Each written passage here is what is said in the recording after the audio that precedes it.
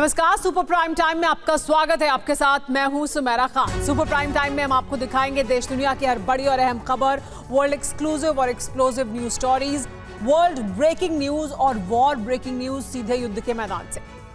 आइए सबसे पहले शुरुआत करते हैं युद्ध के मैदान से आई इस बड़ी खबर के साथ। अब क्लस्टर वॉर शुरू होने जा रहा है। 12 जुलाई को नेटो की समिट खत्म होगी और इसके बाद युद्ध का सबसे विनाशकारी दौर यानी क्लस्टर राउंड शुरू हो जाएगा।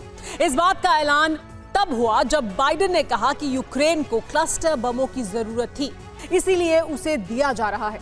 लेकिन बाइडेन ने इस फैसले से नेटो में ही फूट भी डाल दी है। कई देश इसके खिलाफ खड़े हो गए हैं। तो सवाल यह है कि क्या अमेरिका युद्ध गुनाह करने जा रहा है? क्या ये विश्व विनाश की राह बनेगा? अगर यूक्रेन ने रूस पर क्लस्टर बम से हमला किया तो क्या पुतिन एटमी अटैक करेंगे? क्या क्लस्टर बम और न्यूक्लियर वेपन से सबसे विध्वंसक जंग शुरू होने जा रही है? ये है कारपेट बॉम्ब। एक साथ सैकड़ों धमाके, एक साथ बहुत बड़े भूभाग में विध्वंस, एक साथ हजारों लाखों जान खत्म। ये क्लस्टर विनाश है जो क्लस्टर बम से होता है। अब वॉर जोन में ऐसे ही क्लस्टर तबाही शुरू होने जा रही। अमेरिका यूक्रेन को विनाशकारी क्लस्टर बम की बड़ी खेप सप्लाई करने जा रहा है।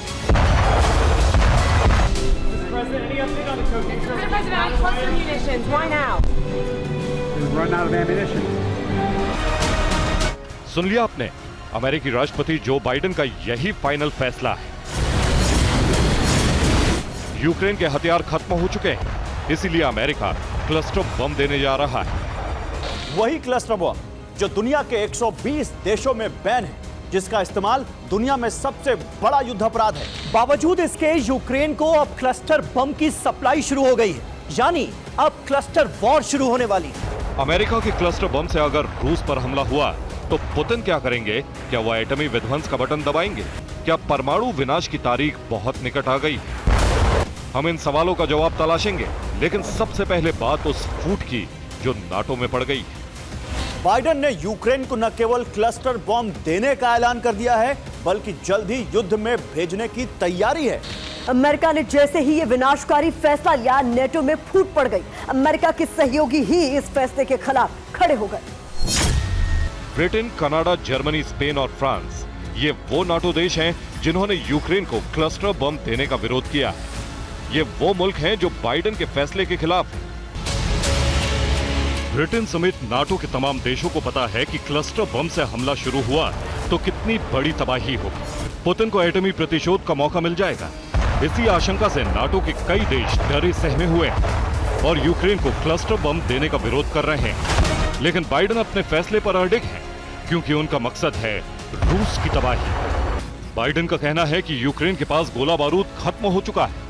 अमेरिकी राष्ट्रपति ने जो कुछ कहा उससे सुपर पावर की कमजोरी का भी खुलासा हो गया। बाइडेन के मुताबिक रूस के मुकाबले अमेरिका के पास भी हथियारों की कमी है। अमेरिका और नाटो रूस जितना हथियार नहीं बना पा रहे हैं। ऐसा इसलिए क्योंकि अमेरिका सिर्फ F-35 जैसे फाइटर जेट बनाने पर जोर देता है, बुनियादी हथियारों पर नहीं। लेकिन यहां सवाल यह है कि जब क्लस्टर वॉर शुरू होगी, जब यूक्रेन रूसी सेना को क्लस्टर बम से तबाह करेगी, तो पुतिन क्या करेंगे? उनका काउंटर प्लान क्या है? इस बात का जवाब मॉस्को की धमकी दे रही है। रूस के विदेश मंत्रालय ने कहा है कि अगर यूक्रेन ने क्लस्टर बम का इस्तेमाल किया तो यह अंतर्राष्ट्रीय कानूनों का गंभीर उल्लंघन होगा। रूस ने यह भी ऐलान कर दिया है कि अगर क्लस्टर बम से हमला हुआ तो उसका काउंटर एक्शन भी बहुत खतरनाक होगा। काउंटर एक्शन यानी एटमी विध्वंस। युद्ध में पुतिन तमाम विनाशक और घातक हथियार उतार चुके हैं। यूक्रेन पर मिसाइलों और रॉकेट की बारिश जारी है। लेकिन अगर यूक्रेन ने रूस पर क्लस्टर बम से हमला करना शुरू कर दिया तो पुतिन के पास एक ही ऑप्शन बचेगा, और वो है न्यूक्लियर स्ट्राइक। क्लस्टर बम का जवाब होगा एटम बम। 2001 से 2021 के बीच अमेरिका ने अफगानिस्तान में 1 करोड़ क्लस्टर बम से हमला किया। इसमें 20,000 लोग मरे या जख्मी हुए। 2011 से 2020 तक सीरिया के सिविल वॉर में दोनों तरफ से क्लस्टर बम से हमले हुए। इसमें 10,000 से ज्यादा लोग मरे या घायल हुए। पेंटागन के हवाले से न्यूयॉर्क टाइम्स ने एक रिपोर्ट छापी है। जिसमें दावा किया गया है कि जो क्लस्टर बम यूक्रेन भेजे जा रहे हैं वो बहुत ही खतरनाक है, क्योंकि इनमें से 14% बम समय पर फटते ही नहीं है। मतलब ये कि वो जमीन पर सक्रिय पड़े रहते हैं और बाद में ब्लास्ट करते हैं, जिससे आम लोगों का नरसंहार होता है। जाहिर है जब ऐसे विनाशकारी बम से रूस पर हमला होगा तो पुतिन चुप नहीं बैठेंगे। यूक्रेन समेत नाटो को सबक सिखाने के लिए एटम विध्वंस का बटन दबा देंगे और इसी के साथ शुरू हो जाएगी न्यूक्लियर तबाही। Bureau report, TV9 Bharatvarsh. रूस यूक्रेन की जंग का भविष्य क्या होगा, ये अब से 48 घंटे के बाद तय हो जाएगा। दरअसल नेटो की मदद से अब तक जंग में टिके यूक्रेन को आगे भी साथ मिलेगा, या फिर रूस के एक्शन से कमजोर हुआ नेटो मदद से हाथ खींच लेगा। इसका फैसला होने जा रहा है। इस संबंध में लिथुआनिया की राजधानी विल्नियस में नेटो सदस्य देशों के शीर्ष नेता 11 और 12 जुलाई को चर्चा करेंगे और इस चर्चा के बाद रूस से अदावत मोल लेने वाले यूक्रेन को पता चल जाएगा कि नेटो में शामिल होने के चांस बाकी हैं या फिर वो भी खत्म हो चुके हैं। देखिए नेटो के शिखर सम्मेलन पर वर्ल्ड एक्सक्लूसिव रिपोर्ट। करीब 48 घंटे बाद जंग में जल रहे कीव के भविष्य का फैसला हो जाएगा। यूक्रेन जंग हारेगा, सरेंडर करेगा या फिर नाटो के साथ मिलकर रूस का मुकाबला करेगा, सब तय हो जाएगा। और ये सब तय करने के लिए नाटो ने इस वक्त अपनी पूरी ताकत झोंक दी, लेकिन इस ताकत का ज्यादातर इस्तेमाल हो रहा है सुरक्षा इंतजाम में। रूस की आक्रामकता के खिलाफ बंदोबस्त। तो क्या नाटो देश पर भी रूस के अटैक का खतरा है? क्या रूसी हथियार नाटो देशों तक पहुंच सकते हैं? और क्या खतरा अब यूक्रेन से ज्यादा नाटो देशों पर है? इन तमाम सवालों का जवाब अगले 3 दिन में मिल जाएगा, लेकिन जहां मिलेगा वो यूक्रेन की जमीन नहीं होगी, बल्कि वो जगह होगी विल्नियस, यानी कीव से करीब 724 किलोमीटर दूर लिथुआनिया की राजधानी, जहां 11 और 12 जुलाई को नाटो देशों के प्रतिनिधि इकट्ठा होंगे। इस एकजुटता का कारण भले ही नाटो की सालाना बैठक हो, लेकिन इस बैठक के केंद्र में होगा यूक्रेन। और यूक्रेन के केंद्र में होने का मतलब यह नहीं होगा कि यूक्रेन पर रूस के विनाशकारी हमलों का विश्लेषण होगा, या फिर ऐसा भी नहीं है कि रूस के खिलाफ विनाशक रणनीति बनाने के लिए ही इस बैठक का आयोजन होगा, बल्कि इस बैठक का मुद्दा होगा यूक्रेन पर खर्च किया गया धन, यूक्रेन को दिए गए हथियार, यूक्रेन को मिली कामयाबी, जंग का नाटो पर असर, यूक्रेन को नाटो की सदस्यता और यूक्रेन की वजह से बने हालात में नाटो देशों की सुरक्षा। यही वजह है कि इस समय लिथुआनिया की राजधानी विल्नियस को किले में तब्दील किया जा रहा है। नाटो देशों ने अपने प्रतिनिधियों की सुरक्षा के लिए ऐसे डिफेंस सिस्टम और कवच विल्नियस में तैनात करने शुरू कर दिए हैं जो केमिकल, बायो, न्यूक्लियर हमले से भी दुनिया के 71 ताकतवर लीडर्स को सुरक्षा दे सके। लेकिन सबसे बड़ा सवाल नाटो की बैठक पर मंडरा रहे बारूदी संकट पर है। क्या वाकई रूस की आक्रामकता और यूक्रेन को मदद देने के कारण नाटो सुरक्षा इंतजाम कर रहा है, या फिर कारण कुछ और? लिथुआनिया में होने जा रही नाटो देशों की बैठक में हथियार निर्माता टॉप देशों के लीडर्स भी शामिल होने जा रहे हैं, इसलिए सुरक्षा के लिहाज से तैयारियां जरूरी हैं। सबसे ज्यादा सुरक्षा इंतजाम अमेरिका ने प्रेसिडेंट जो बाइडेन के लिए किए हैं, जो अपने तय कार्यक्रम के तहत रवाना हो चुके हैं, जिसमें उनकी पहली मंजिल ब्रिटेन है। सुरक्षा इंतजाम से जुड़े कई कारण हैं, लेकिन एक ऐसा कारण भी है जिससे नजरअंदाज नहीं किया जा सकता, बल्कि यह कारण ज्यादा सटीक भी लग रहा है। यह कारण है लिथुआनिया की रेजर वायर टॉप सीमा बेलारूस से लगी होना। दरअसल लिथुआनिया और बेलारूस 678 किलोमीटर की अंतर्राष्ट्रीय सीमा साझा करते हैं, लेकिन जिस विल्नियस में नाटो की बैठक होगी वहां से बेलारूस की सीमा सिर्फ 32 किलोमीटर दूर है। और चौंकाने वाला खुलासा यह है कि इसी सीमा के 70 किलोमीटर के दायरे में रूस ने बेलारूस में न्यूक्लियर वेपन तैनात किए हैं। इसलिए सुरक्षा की तैयारी विल्नियस में बड़े स्तर पर की जा रही। हालांकि यूक्रेन पर गिर रहे रूसी बारूद को नजरअंदाज करके नाटो एक मैसेज देने की कोशिश कर रहा है, लेकिन रूस के मुकाबले कमजोर पड़े नाटो का डर भी इस एक्शन से झलकने लगा।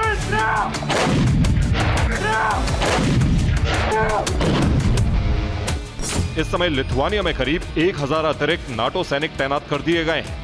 वहीं बाल्टिक देशों में उन्नत एयर डिफेंस सिस्टम डिप्लॉय किए गए हैं। इसके अलावा बाल्टिक सागर में अमेरिकी फ्लीट भी पहुंच चुकी है। वहीं ब्लैक सी के लिए एक फ्लीट ब्रिटेन से रवाना की गई है। यानी सुरक्षा के लिहाज से तैयारी उस स्तर पर हो रही है जो अब तक बेल्जियम में भी नहीं की गई थी। यानी तबाह होते यूक्रेन को मुख्य मुद्दे में शामिल करके बैठक को सार्थक बनाने की कोशिश हो रही है, लेकिन एक ऐसे डराने वाले माहौल के बीच जिसके सच होने का मतलब विश्व विनाश है। और इस डर का प्रमाण है यूक्रेन को लेकर नाटो देशों में मतभेद। अब यूक्रेन को नाटो की सदस्यता पर मतभेद खुलकर सामने आ रहे हैं। तुर्की पहले ही यूक्रेन को नाटो की सदस्यता के खिलाफ है और अब जर्मनी ने भी नाटो की सदस्यता के खिलाफ मोर्चा खोल दिया है। बैठक में जर्मनी नाटो की सदस्यता न देने के पक्ष में दर्ज तर्क देगा और इस तर्क का कारण होगा रूस की आक्रामकता से बन रहे न्यूक्लियर जंग के हालात। खबर यह है कि यूक्रेन को नाटो की सदस्यता के खिलाफ जर्मनी रूस के डर से तर्क देगा। बर्लिन नाटो के बाकी देशों को जंग के असर का विश्लेषण बताएगा, भविष्य पर पड़ने वाले असर से रूबरू कराएगा। बर्लिन के विश्वस्त सूत्र बता रहे हैं कि जर्मनी अब रूस को जंग के लिए और ज्यादा उकसाने वाले फैसले को टालने के पक्ष में है। लिथुआनिया में होने वाली नाटो की बैठक में इस बार जबरदस्त गहमा गहमी होगी। दावे के मुताबिक यूक्रेन के मुद्दे पर होने वाली हर चर्चा में जबरदस्त विरोध होगा। खबर यह भी है कि नेटो का एजेंडा पहले ही तय हो चुका है, जिसमें इस बार सब कुछ यूक्रेन के पक्ष में नहीं दिखेगा, बल्कि एजेंडे में रूस के बारूदी माहौल का डर भी दिखेगा। नाटो की होने वाली बैठक को लेकर पूर्वानुमान वाली जितनी भी खबरें अब तक सामने आई हैं, वो सिर्फ कल्पना या विश्लेषण नहीं, बल्कि दावे भी हैं। इन्हीं में एक दावा पेंटागन के प्रमुख के पूर्व सलाहकार का भी है। कर्नल डगलस मैकग्रेगर की माने तो विलिनियस में नाटो के शिखर सम्मेलन के दौरान रूसी फोर्स यूक्रेन की तबाही के लिए आगे बढ़ेगी और इस तबाही में यूक्रेन के क्षेत्रीय नुकसान होने की पूरी संभावना है। बयान यह है कि नाटो अगर रूस के खिलाफ कोई फैसला करता है तो यूक्रेन ओडेसा हमेशा के लिए खो देगा। तो क्या रूस का डर नाटो को ज़ेलेंस्की से विश्वासघात के लिए मजबूर करेगा? ब्यूरो रिपोर्ट, TV9 भारत पर।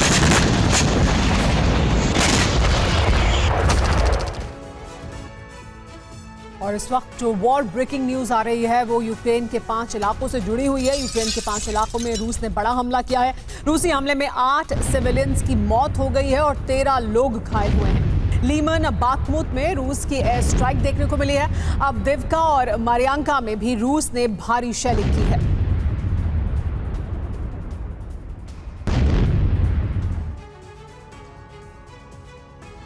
जंग के 500 दिन पूरे हो चुके हैं। 500 दिन बाद भी रूस यूक्रेन को घुटनों पर नहीं ला सका।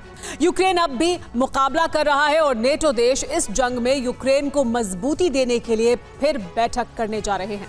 वॉर जोन में इन दिनों गजब की रफ्तार है। पुतिन ने अपनी सेना को किसी भी कीमत पर यूक्रेन को ज्यादा से ज्यादा नुकसान पहुंचाने का फरमान सुनाया है। टारगेट पर यूक्रेन के हथियारों का गोदाम और काउंटर ऑफेंसिव के इंतजाम है। इस बीच युद्ध से वैगनर लड़ाके बाहर कर दिए गए हैं, तो वहीं तुर्की से अजोव लड़ाकों की वापसी यूक्रेन में हुई है। जंग का 501वां दिन, फिर भी जीत हार का फैसला नहीं है। यूक्रेन में 500 दिन बाद भी वैसी ही तस्वीर है, वैसे ही हालात हैं और वैसी ही अनिश्चितताएं हैं। यूक्रेन के काउंटर ऑफेंस को नाकाम करने के लिए रूस ने जो बारूदी सुनामी लाने का प्लान तैयार किया था, उसका असर जरूर दिख रहा है, लेकिन मुकाबले में यूक्रेन भी पीछे नहीं है। सबसे पहले आपको रूस यूक्रेन युद्ध में जो सबसे बड़ा बदलाव हुआ है उसके बारे में बता देते हैं। पहला बदलाव, फिलहाल युद्ध से वैगनर ग्रुप आउट हो चुका है। दूसरा बदलाव, अजोव लड़ाकों की जंग में वापसी निश्चित हो गई है। तुर्की से अजोव लड़ाकों की यूक्रेन वापसी हो गई है। तुर्की में रह रहे अजोव लड़ाके और उसके कमांडर को फिलहाल लवीव लाया गया है। अजोव लड़ाकों को युद्ध बंदी बनाया गया था। कुछ दिन पहले रूस ने युद्ध बंदियों को रिहा किया था। रिहाई के बाद से अजोव कमांडर्स तुर्की में रखे गए थे। अजोव कमांडर्स को यूक्रेन भेजने के बाद क्रेमलिन ने तुर्की पर समझौते के उल्लंघन का आरोप लगाया है। रूस के आरोपों के मुताबिक अजोव कमांडर्स को समझौते के तहत तुर्की को सौंपा गया था। अजोव कमांडर्स को तुर्की में युद्ध खत्म होने तक रहना था।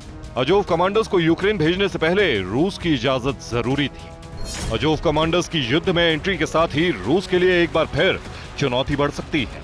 फिलहाल रूस यूक्रेन को लगातार नुकसान पहुंचा रहा है। 8 जुलाई तक के अपडेट के मुताबिक डोनेस्क में यूक्रेन की सेना ने पूरा जोर लगाया है, लेकिन कुछ खास कामयाबी नहीं मिली। डोनेस्क में यूक्रेन के 9 हमलों को नाकाम किया गया। दोनों देशों के बीच आमने सामने की जंग चल रही है। रूस की सेना ने हाइमार्स के गोदाम को नष्ट कर दिया। अवदिविका में भी यूक्रेन के हथियार के गोदाम को तबाह किया गया। रूस की सेना का दावा है कि डोनेस्क में यूक्रेन के लिए किसी भी इलाके पर कब्जा कर पाना नामुमकिन है। रूस की आर्मी ने पिछले दिनों यूक्रेन को वापस लौटने के लिए मजबूर कर दिया है। यूक्रेन के 500 सैनिकों की मौत हुई है। 3 टैंक और 6 आर्म्ड व्हीकल नष्ट हो गए हैं। 1 MLRS और 1 होवित्जर नष्ट हो गए हैं। जंग का दूसरा हॉट सेंटर ज़ेपोरिजिया है।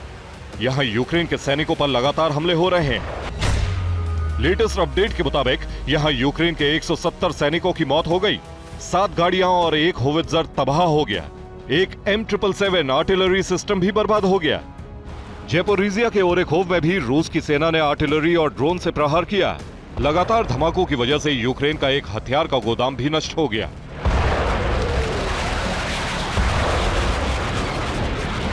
कुपियांस्क के इलाके में रूस के सैनिकों के हमले के बाद यूक्रेन के कई सैनिकों ने सरेंडर कर दिया। यूक्रेन के कई हथियारों को रूस की सेना ने अपने कब्जे में ले लिया है।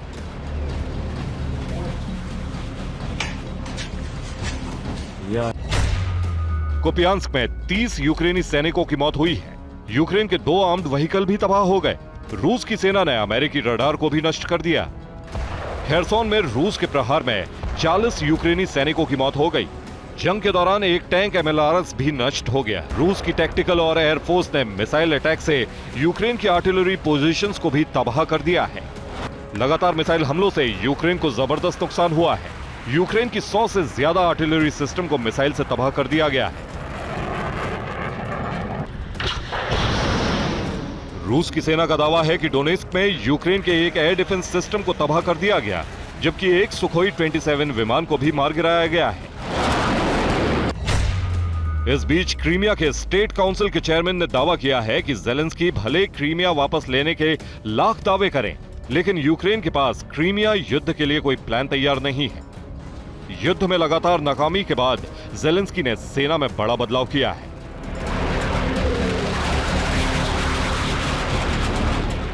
ज़ेलेंस्की ने नेशनल गार्ड के कमांडर को बदल दिया है।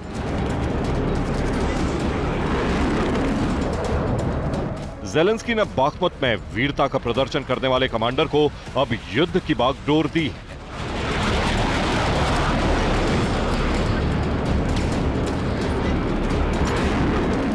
नए कमांडर के साथ अब युद्ध में अजोव फैक्टर भी जुड़ गया है। अजोव फैक्टर कितना असर? ये वही लड़ाके हैं जिन्होंने मारियुपोल में रूस की जीत होने नहीं दे रहे थे। कई दिनों तक रूस को यहां संघर्ष करना पड़ा था। माना जा रहा है कि अजोव कमांडर्स अब बाखमुत मिशन की कमान संभाल सकते हैं। यूक्रेन की सेना ने वीडियो जारी करके दावा किया है कि बाखमुत में यूक्रेन की सेना आगे बढ़ रही है। यहां यूक्रेन की आर्मी का घोस्ट ग्रुप रशियन आर्मी का मुकाबला कर रहा है, लेकिन यूक्रेन में हथियारों की बेहद ज्यादा जरूरत है। अमेरिकी राष्ट्रपति ने माना है कि यूक्रेन में हथियारों की भारी कमी है, जिसको दूर करना जरूरी है। यूक्रेन की सेना ने दावा किया है कि उसने रूस के एक TOS-1A थर्मोबैरिक MRL पर कब्जा जमा लिया है। डोनेस्क में यूक्रेन ने रूस के कई हथियारों पर कब्जे का दावा किया है। इस वीडियो में भी यूक्रेन की सेना का दावा है कि यूक्रेन की 28वीं ब्रिगेड ने रूस के सैनिकों को चुन चुन कर शिकार किया है। दावा है कि बाखमुत में मौजूद रूस के सैनिकों पर ड्रोन की मदद से हमला किया गया और कई सुरंगों को खाली करा लिया गया है। यह रूस का TOS-1A MLRS है, लेकिन अब इस पर यूक्रेन का कब्जा है और यूक्रेन के सैनिक रूस के ही हथियार से रशियन ठिकानों पर गोलाबारी कर रहे हैं। Bureau report, TV9 Bharatvarsh.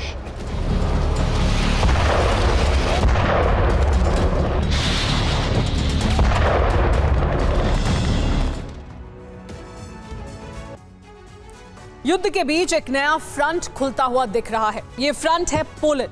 Poland युद्ध की जबरदस्त तैयारी कर रहा है। पोलैंड को इस बात की टेंशन है कि पुतिन बेलारूस से न्यूक्लियर अटैक कर सकते हैं। ऐसे में नेटो भी एटमी हथियार तैनात करने जा रहा है। रूस और नेटो टकराव के चरम बिंदु पर पहुंचने के आसार दिखाई दे रहे हैं। तो क्या वाकई 11 जुलाई को होने वाली नेटो समिट के बाद न्यूक्लियर वॉर शुरू हो सकती है? क्या रूस और नेटो में बढ़ता टकराव एटमी महायुद्ध का सिग्नल भी है?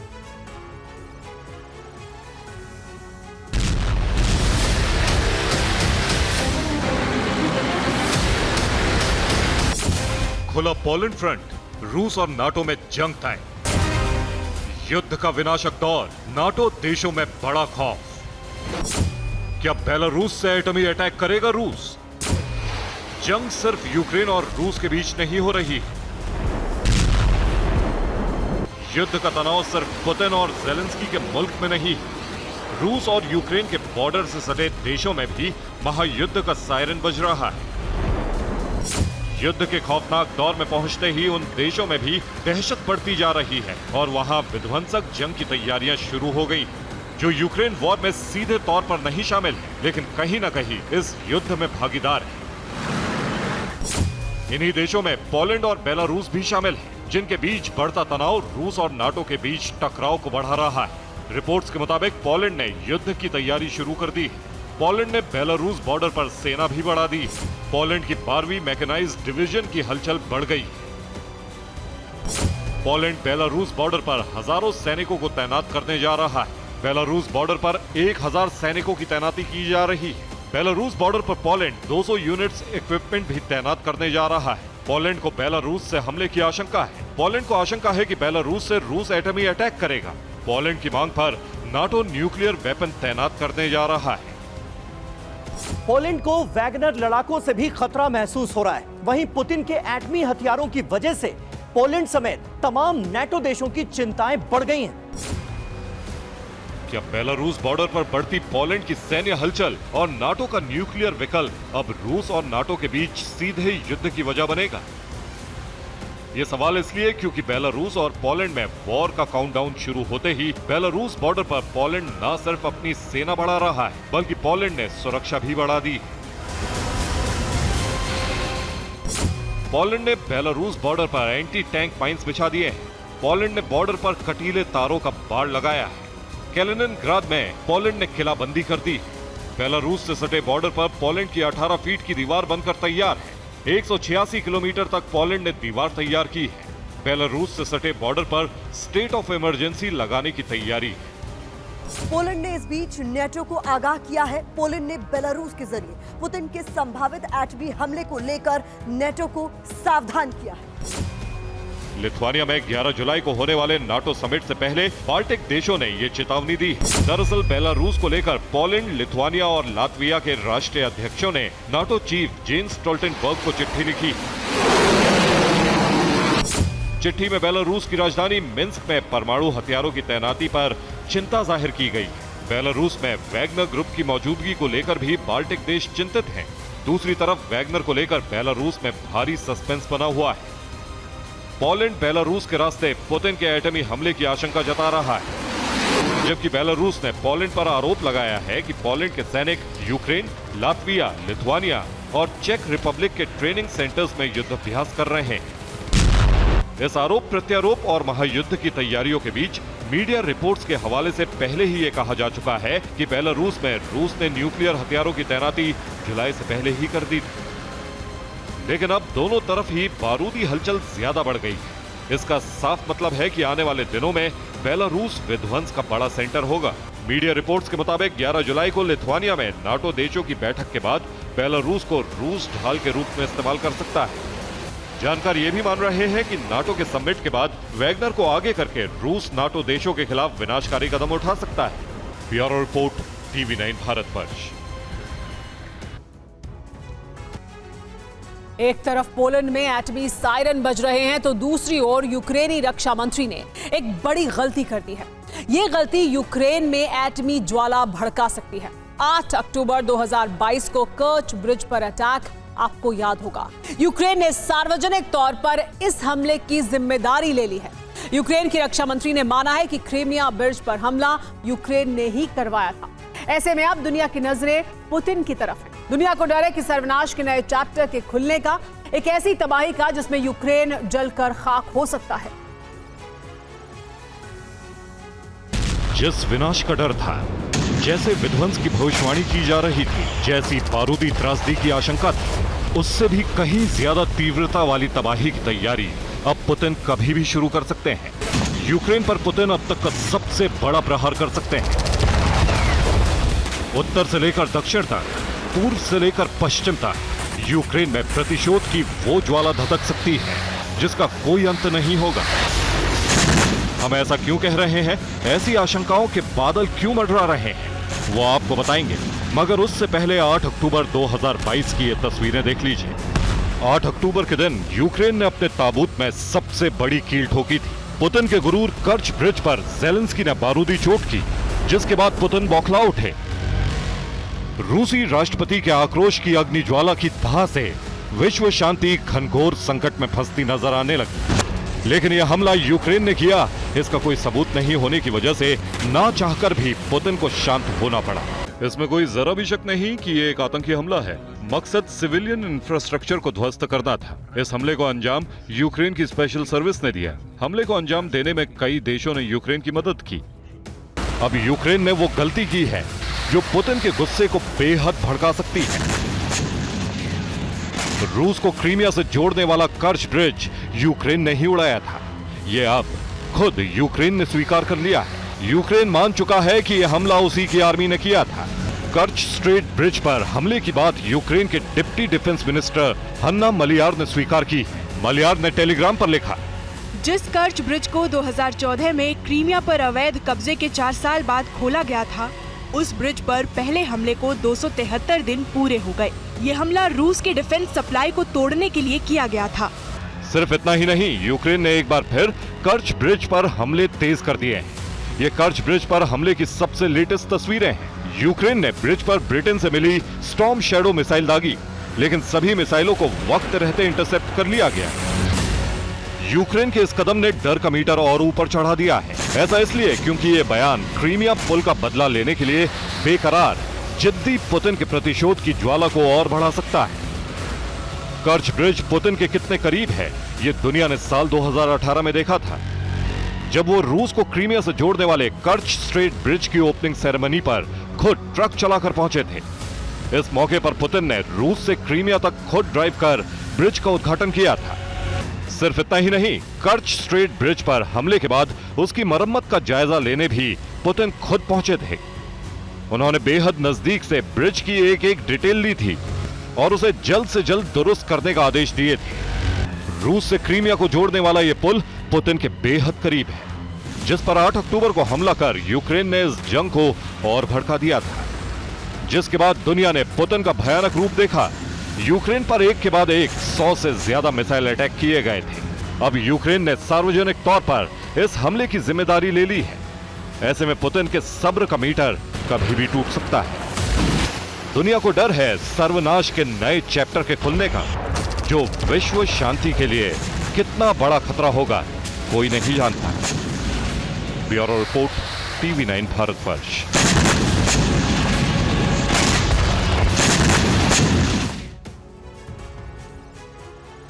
रूस के खिलाफ जंग में नेटो देश यूक्रेन के मददगार के रूप में बड़ी भूमिका निभा रहे हैं। लेकिन रूस न सिर्फ यूक्रेनी फोर्स पर बल्कि नेटो पर भी भारी पड़ रहा है। इसीलिए अमेरिका, फ्रांस और जर्मनी जैसे वेपन मेकर दूसरे मोर्चे पर रूस पर भारी पड़ने की कोशिश कर रहे हैं। लेकिन रूस ने इस मोर्चे पर भी नेटो के शीर्ष मेंबर्स को पछाड़ दिया है। रूस ने जंग के बीच एक ऐसे विनाशकारी हथियार को नया रूप देने में कामयाबी हासिल कर ली है जो जंग के अंत के लिए लॉन्च होने वाले एटम बॉम्ब का प्लेटफॉर्म बन सकता है। देखिए ये रिपोर्ट। जनवरी 2022, पहली उड़ान।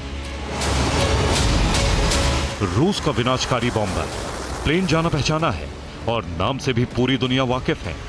लेकिन जिस चीज से अभी पूरी दुनिया को रूबरू होना है वो है इस विनाशकारी उड़न दस्ते की ताकत। Tu-160M बॉम्बर, नाटो का फियर। आपने बिल्कुल सही सुना, ये रूस का वही स्ट्रेटेजिक बॉम्बर Tu-160 है जो 4 दशक पहले मॉस्को ने इंट्रोड्यूस किया था। तब से अब तक नाटो के लिए खौफ पर्याय बना यही व्हाइट स्वान अब नए अवतार में दुनिया के सामने है। लेकिन यूक्रेन से जंग के बीच शुरू हुए अपग्रेडेशन प्रोग्राम के तहत जनवरी 2022 में पहली उड़ान भरने वाला यह नया शाहकार है Tu-160M बॉम्बर। इस आसमानी तूफान की ताकत का अंदाजा इस खूबी से लगा लीजिए कि Tu-160M दुश्मनों के एयर जोन में एंटर करके न्यूक्लियर तबाही मचा देगा। लेकिन ना तो तबाह होने वाले देश को भनक लगेगी, ना ही नाटो के उन्नत रडार सिस्टम इस प्लेन को ट्रेस कर पाएंगे। हालांकि रूस इस बारूदी बवंडर का इस्तेमाल जंग में करेगा या नहीं, इस पर संशय है, क्योंकि इस वक्त नाटो के खिलाफ महाविनाश का पर्याय बना ये व्हाइट स्वान टेस्टिंग पीरियड में है। खबर यह है कि 2 Tu-160 मिसाइल कैरियर का स्टेट ट्रायल शुरू हो चुका है। इसी ट्रायल के तहत Tu-160 बॉम्बर ने 12 घंटे की उड़ान पूरी की है। इस उड़ान के दौरान बॉम्बर ने नॉन स्टॉप 9000 किलोमीटर की दूरी तय की, जिसके बाद दोनों Tu-160 बॉम्बर्स ने वोरकुटा के बेस पर लैंडिंग की। इसका साफ मतलब है कि रूस न्यूक्लियर वॉर के लिए बड़े पैमाने पर तैयारी कर रहा है, जिसका प्रमाण है Tu-160M न्यूक्लियर बॉम्बर की ये उड़ान। दावा यह भी है कि Tu-160M की उड़ान का मकसद स्ट्रेटेजिक मिसाइल की लॉन्चिंग का टेस्ट था। हालांकि इस टेस्ट में रूस को कामयाबी मिली या नहीं, इसका खुलासा नहीं किया गया है।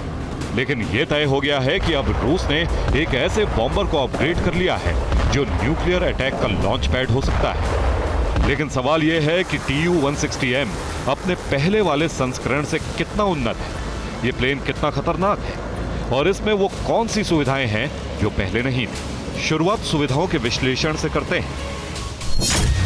Tu-160M में नई सुविधा के रूप में इसे ताकतवर बनाता है इसका modern electro war system.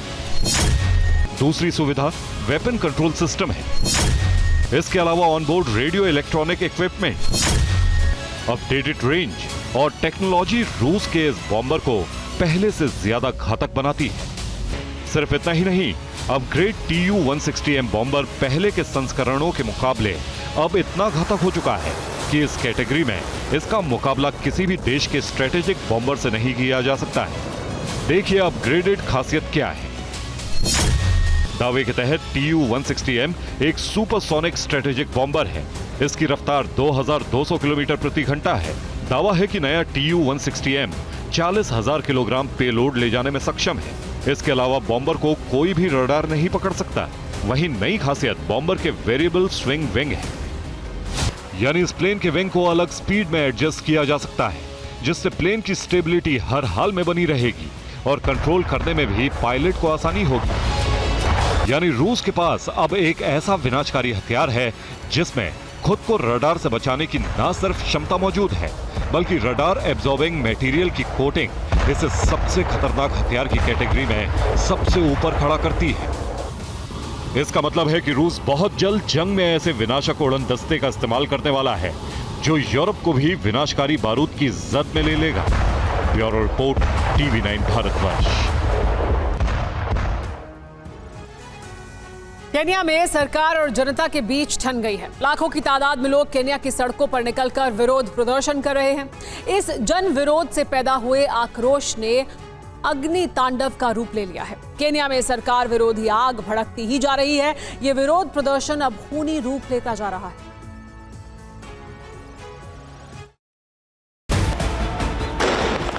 Firing, बारूद, आग, धुआं, पथराव, टकराव, बवाल, जन सैलाब, हंगामा, हिंसक झड़प और भगदड़। ये तस्वीरें अफ्रीकी देश केन्या की, जहां सड़कों पर आग लगी हुई, जहां सड़कों पर प्रदर्शनकारी जमकर बवाल मचा रहे हैं।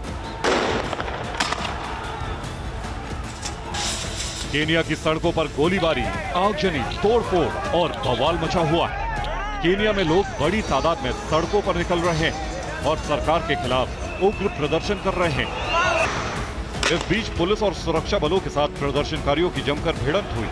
पुलिस ने भीड़ को तितर-बितर करने के लिए फायरिंग की, आंसू गैस के गोले दागे। पुलिस की फायरिंग से उत्तेजित होकर लोग भी उग्र हो गए और पुलिस पर पथराव किया। प्रदर्शनकारियों ने कुछ प्रमुख सड़कों को बैरिकेड लगाकर बंद भी कर दिए। केनिया की सड़कों पर सरकार के खिलाफ ये प्रदर्शन लोगों ने टैक्स में बदलाव को लेकर किया।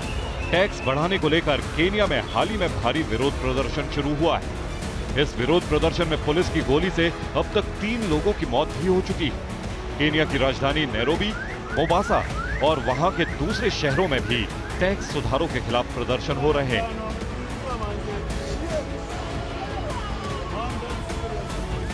हाल ही में केनिया ने कर अधिनियम 2023 पारित किया है। लोग सरकार से नए कर अधिनियम को वापस लेने की मांग कर रहे हैं। लोगों का कहना है कि नए टैक्स कानून से जनता पर बोझ बढ़ेगा।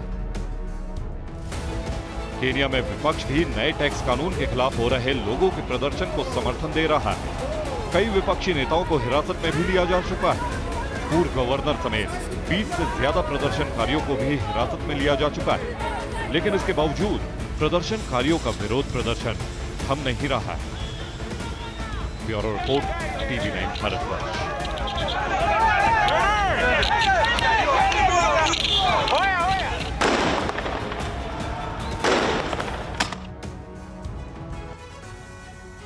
सावन का महीना अब अपना असली रंग दिखाने लगा है। पहाड़ से लेकर मैदानी इलाकों तक मूसलाधार बारिश हो रही है। झमाझम की बारिश की वजह से देश की राजधानी दिल्ली से लेकर पहाड़ों पर रहने वाले लोग मुसीबत में भी घिर गए। काले बादलों ने पहले लोगों को गर्मी से निजात दी थी, लेकिन अब बारिश से कई जगह पर बर्बादी की शुरुआत भी हो चुकी है। हिमाचल, उत्तराखंड और पंजाब में काफी ज्यादा नुकसान हुआ है, तो वहीं दिल्ली और उसके आसपास के इलाकों में लोग वाटर लॉगिंग से जूझ रहे हैं।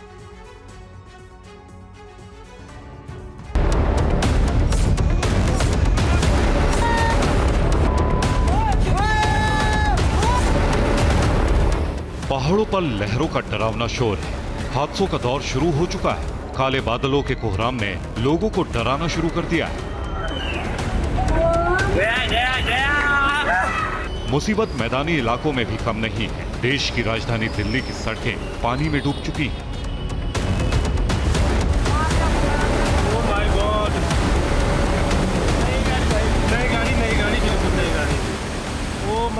कुल्लू के कसौल में इतनी बारिश हुई कि पहाड़ से पूरी रफ्तार के साथ सैलाब उतर रहा है। नदी की सीमाएं खत्म हो रही हैं और इतना पानी है कि पार्किंग में खड़ी गाड़ियां भी बह गई। पर्यटक अपनी जान बचाने के लिए इन गाड़ियों को छोड़कर ऊंची जगहों पर चले गए थे। दूर से अपनी गाड़ियों को बहता देखकर लोगों की चीखें निकल गई। Oh my God! नई गाड़ी बिल्कुल नई गाड़ी। Oh my God! Himachal Pradesh में भारी बारिश के चलते ब्यास नदी उफान पर है और उफनी नदी की चपेट में कुल्लू के झुरहू इलाके का एक घर आ गया, जिसमें कई लोग फंस गए। सूचना पाकर पहुंची एनडीआरएफ की टीम ने रेस्क्यू ऑपरेशन चलाया। सभी को सुरक्षित बाहर निकाल लिया गया। भारी बारिश के बाद हिमाचल की नदियां उफान पर हैं। मंडी जिले में तूफानी लहरों ने पुल को बहा दिया। हिमाचल में मूसलाधार बारिश का तांडव जारी है। बारिश की वजह से कई जगहों पर लैंडस्लाइड हो रही है। तस्वीरें नेशनल हाईवे 707 की। यहां अचानक पहाड़ दरका और पत्थर नीचे गिरने लगे। गंगटोली के पास पत्थर गिरने से ट्रैफिक काफी देर तक बंद रहा। ये तस्वीर हिमाचल प्रदेश के सोलन में कालका शिमला नेशनल हाईवे 5 की। देखिए किस तरह से पहाड़ का एक हिस्सा भर भरा कर सड़क पर आ गिरा। देखिए लैंडस्लाइड के दौरान कैसे एक कार पत्थर से टकराते टकराते बची। शिमला में सतलुज नदी उफान पर है। यहाँ पानी पुल के ऊपर से बह रहा है। सुन्नी चाबा पावर हाउस में भी नदी का पानी घुस चुका है। पानी घुसने के बाद पावर हाउस की मशीनें बंद की गई हैं। अब जरा मैदानी इलाकों का भी हाल देख लीजिए। पंजाब के सभी इलाकों में मूसलाधार बारिश हुई। ये डरावनी तस्वीर मोहाली जिले के डेर बस्सी इलाके की, जहां भारी बारिश के बाद सोसाइटी में बाढ़ जैसे हालात हो गए। गुलमोहर हाई राइज सोसाइटी का कैंपस तालाब में तब्दील हो गया। बड़ी बड़ी गाड़ियां तैरने लगी। सोसाइटी में 5 से 6 फीट तक पानी भर गया।